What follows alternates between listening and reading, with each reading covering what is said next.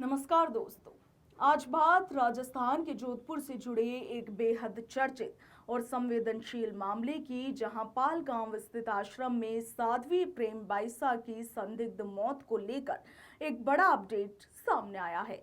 राजस्थान के जोधपुर जिले के पाल गांव में 28 जनवरी को साध्वी प्रेम बाइसा की अचानक तबीयत बिगड़ने के बाद उन्हें हॉस्पिटल ले जाया गया था, मगर दुर्भाग्यवश हॉस्पिटल पहुंचने से पहले ही उन्होंने दम तोड़ दिया था और तभी से इस मौत को लेकर तरह तरह की अटकलें लगातार लगाई जाती रही है। इस मामले की गंभीरता को देखते हुए पुलिस ने मेडिकल बोर्ड से पोस्टमार्टम करवाया और इसके साथ ही विसरा जांच के लिए सैंपल फॉरेंसिक साइंस लेबोरेटरी भेजे, जिसकी रिपोर्ट का पिछले 11 दिनों से लगातार इंतजार किया जा रहा था।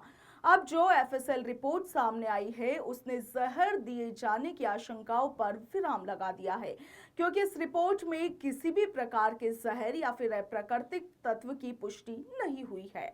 इस हाई प्रोफाइल मामले की जांच के लिए गठित एसआईटी ने आश्रम के सीसीटीवी फुटेज, वहां पर मौजूद लोगों के बयान और घटनाक्रम की हर कड़ी को खंगाला, मगर शुरुआती जांच में किसी बाहरी साजिश या फिर हस्तक्षेप के सबूत नहीं मिले हैं।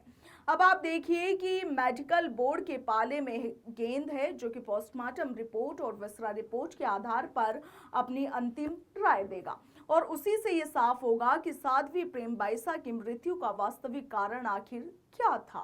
दोस्तों, यदि बात की जाए साध्वी प्रेम बाइसा के जीवन की, तो आप देखिए कि वे बालोतरा जिले के परेव गांव की रहने वाली थी और बेहद ही कम उम्र में अध्यात्म की राह पर चल पड़ी थी।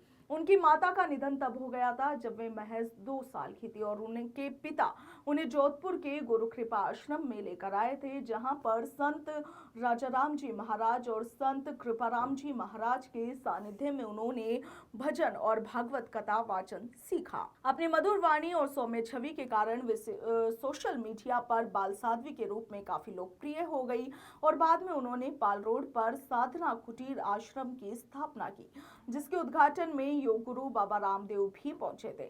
हालांकि उनके जीवन में विवादों ने भी काफी दस्तक दी। पत्र गांव में जमीन को लेकर परिजनों से विवाद हुआ और फिर जुलाई 2025 में एक वायरल वीडियो ने उनकी छवि को गहरा झटका दिया, जिसके बाद से वे मानसिक रूप से दबाव में भी बताई जा रही थी।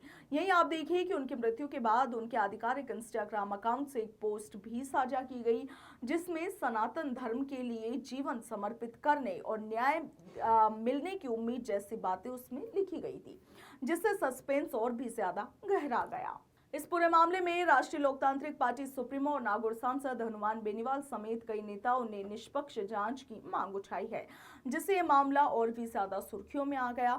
फिलहाल एफएसएल रिपोर्ट ने जहर की आशंका को तो खारिज कर दिया है, मगर अंतिम सच्चाई मेडिकल बोर्ड की अंतिम रिपोर्ट के बाद ही सामने आएगी और अब पूरे प्रदेश की नजर अब उसी रिपोर्ट पर टिकी हुई है। आप इस पूरे मामले को कैसे देखते हैं? अपनी राय कॉमेंट सेक्शन में जरूर लिखिएगा।